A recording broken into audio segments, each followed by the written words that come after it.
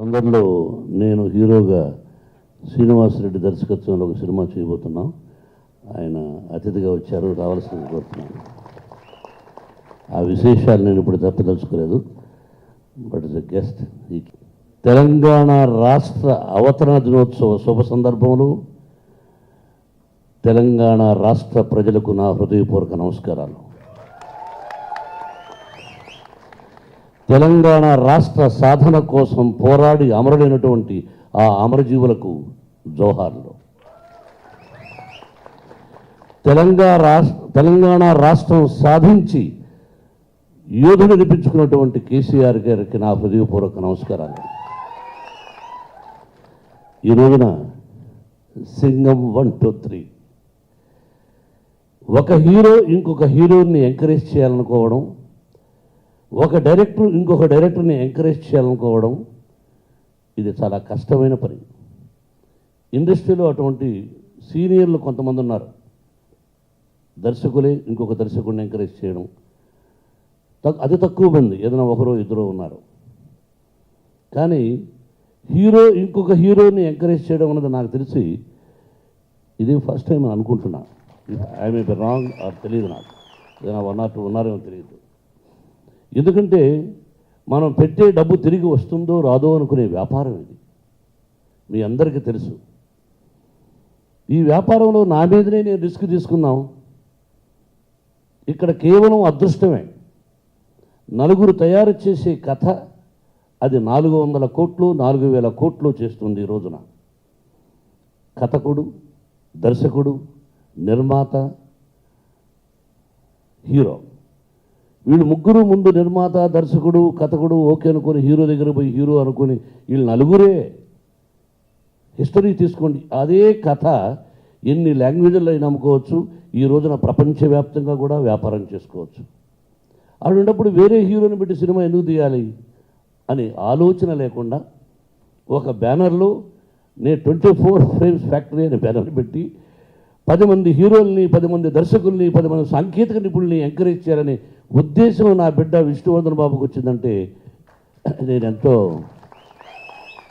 అదృష్టవంతుణ్ణి. ఎప్పుడు కూడా బిడ్డను ఇంతకంటే ఎక్కువ పొగడకూడదు, అది మీ అందరికీ తెలిసిందే. ఏదైనా ఒక మంచి కార్యం చేస్తూ నా దగ్గరకు వచ్చి డాడీ సంపూర్ణేశ బాబును హీరోగా పెట్టి తీస్తున్నాను. ఏరా నీకేమైనా మతిపోయిందా అన్న? ఏరా నువ్వు మాట్లాడే విధానం ఏమిటి? నేనేమో కొట్టుగా ఖర్చు పెట్టి నేను హీరోని చేశాను, నువ్వు ఇంకొకరిని హీరో చేయాలనుకుంటున్నావు ఎందుకురా అన్న? లేదు daddy, is a very good artist, ఒక బడ్జెట్ లాంటి సినిమా తీద్దాం అనుకుంటున్నాను. ఏదైనా బడ్జెట్ అయినా ఒక 3-4 కోట్లు ఖర్చు పెట్టాలిగా. దీనికి ఎంత అయిందో నాకు తెలియదు, కానీ మినిమం 3-4 కోర్స్ ఖర్చు పెట్టాలి కదా. ఎందుకురా రిస్క్? ఇంకొక 10 కోట్లు రిస్క్ తీసుకుందాం, నువ్వే చేయన్న. లేదు daddy, if you don't mind అన్నాడు. ఓకే, నీ ఇష్టం, నీ డబ్బు నీ ఇష్టం. I don't do any help. Okay, next డైరెక్టర్ని మాత్రం నేను ఎంకరేజ్ చేస్తాను. తోటి హీరోని వద్దన్నాను, కానీ ఇంకొక హీరోని, టెక్నీషియన్ని ఎంకరేజ్ చేయడం అనేది నాకు బాగా ఇష్టం. మొదటి నుంచి కూడా ఎంతోమంది ఫైట్ మాస్టర్స్ని, డైరెక్టర్స్ని ఎంకరేజ్ చేసిన వాడినాను. కాబట్టి అదేదో స్కీము లాంటిది పెట్టి మన భాష తెలియనటువంటి ఇంకొక లాంగ్వేజ్కి సంబంధించిన ఒక కుర్రవాడిని చూసి, టాలెంటే ఇక్కడ ముఖ్యం, భాష కాదు. మన భాష ప్రపంచంలో అందరూ మన సోదరులు అంటే వాళ్ళు ఒక తల్లి బిడ్డలం కళారంగంలో. కాబట్టి కళను ఇష్టపడేవాడు ఎక్కడున్నా అతను సెలెక్ట్ చేయాలని చెప్పి ఈ అజయ్ శర్మను సెలెక్ట్ చేయడం కూడా it is real great. It is hats up Vishnu, what you did. కాబట్టి ఇలా 24 ఫ్రేమ్స్ ఫ్యాక్టరీ పెట్టి మంచి దర్శకులని, మంచి సాంకేతిక నిపుణులు అంటే మ్యూజిక్ డైరెక్టర్ కానీ, హీరోలు కానీ, కమెడియన్స్ కానీ ప్రతి ఒక్కరిని ఎంకరేజ్ చేస్తూ ఈ బ్యానరు, ఈ నిర్మాత 100 సంవత్సరాలు అష్టైశ్వర్య ఆయురారోగ్యములతో సకల దేవతల్ని కోరుకుంటూ షిరిడీ సాయినాథ్ని కూడా కోరుకుంటున్నాను. ఈ పిక్చర్తో గొప్ప విజయాన్ని సాధించాలని నిర్మాతగా మంచి నిర్మాత వాళ్ళని కోరుకుంటున్నాను. ఇక సంపూర్ణేశ్ బాబును సినిమా చూశాను. సహజంగా సినిమా చూసిన తర్వాత బాగలేకపోయినా అద్భుతం అని చెప్పాలి, ఇది వ్యాపారం. కానీ నన్ను ఫస్ట్ టైం నేను ఆ సినిమా చూసి ఇంత మంచి నటుడా ఇతను అనిపించింది. నటుడిని మనం ఎంకరేజ్ చేయాలి. మీది ఏ ఊరయ్యా అన్న? ఎవరని చెప్పావు? సిద్దిపేట అన్నాడు. అరే ఏంటయా, తెలంగాణ రాష్ట్రంలో అద్భుతమైన గాయకులు ఉన్నారు. నా పిక్చర్స్లో ఫోక్ సాంగ్స్ ఎన్ని పెట్టానో తెలియదు. కొంతమంది పేర్లు చెప్పకూడదు కొన్ని కారణాల వల్ల, వాళ్ళందరూ వచ్చి రాశారు అన్న కొన్ని కారణాల వల్ల మా పేర్లు వద్దు అని. What a wonderful folk songs. నాకు ఇక్కడ నటుడు ఏ రాష్ట్రం, 2 కళ్ళు మనకి ఎప్పుడూ రాష్ట్రాలు, ఇప్పుడు మనకు 2 రాష్ట్రాలు అయిపోయినాయి, 2 కళ్ళు. అరే నువ్వు ఎక్కడ చదువుకున్నావు, ఈ సిద్దిపేట అంటున్నావు, ఈ నటన ఏంటి, ఇదేంటి అని అడిగితే it really shock to me. కాబట్టి ఇక్కడ ఇంత అద్భుతమైన నటుడు మనవాడు ఈ పిక్చర్లో హీరోగా చేశాడంటే ప్రతి సీన్ను చాలా బాగా చేశాడు. నిజంగా నేను అప్రిషియేట్ చేస్తున్నది, పొగడ్త కాదు. ఈ పిక్చర్ నేను చూస్తున్నంతసేపు నవ్వుకుంటూనే ఉన్నాను. డైలాగులు మీరు కూడా చూశారు. అరే గమ్మత్తుగా డైలాగులు. నేను ఒకప్పుడు నన్ను కాపీ కొట్టాడు ఒక దీనిలో. నేను దేవత అనే సినిమాలో నాకు రాఘవేంద్రరావు గారు ఇలా వంకరగా నడవమన్నాడు. వంకరగా నువ్వు నడిచి చూపించాను. వంకరగా నడిచి చూపించాడు. అలాగే వంకరగా నడిచాడు. విష్ణు నన్ను రే వీడు కాపీ కొట్టాడు రా నా ఇదని.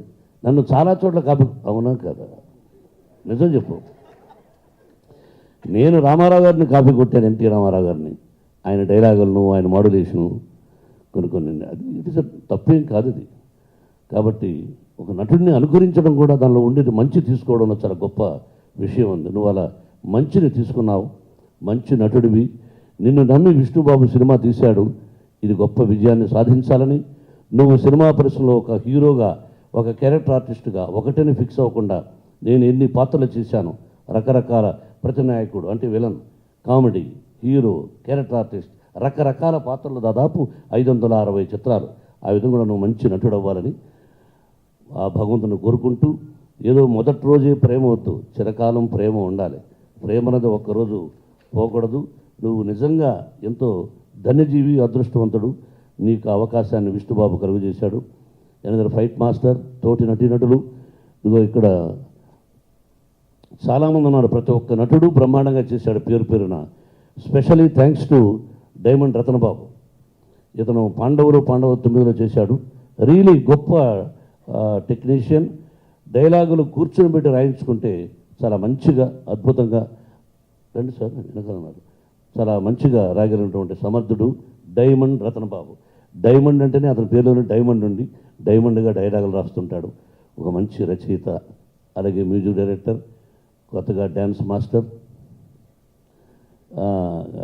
మ్యూజిక్ డైరెక్టర్ శేషు గారు. అలాగే మా బ్యానర్లో ఇది 3 సినిమా, 4వ cinema Satish, director of photographer. అతను కూడా ఫస్ట్ పిక్చర్ రౌడీ చేశాడు, రాంగోపాలవరం తీసుకొచ్చాడు. ఆ తర్వాత ప్రతి పిక్చర్కు ఎంకరేజ్ చేస్తున్నాం సతీష్ని.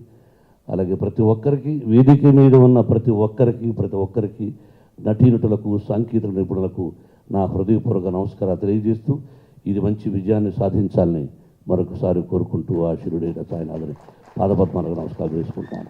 సినిమాని చూడండి. ఎవరిని ఉద్దేశించి కానీ, కించపరిచి కానీ, అటు కులాన్ని కానీ, అతని మతాన్ని కానీ, వేరే సినిమాను కానీ, వేరే దర్శకుడిని కానీ ఎవరిని కించపరచడం అభిమతం అది ఉద్దేశం ఎవరికీ లేదు ఇక్కడ. ఇది ప్యారడీగా సరదాగా సాగిపోయే చిత్రం.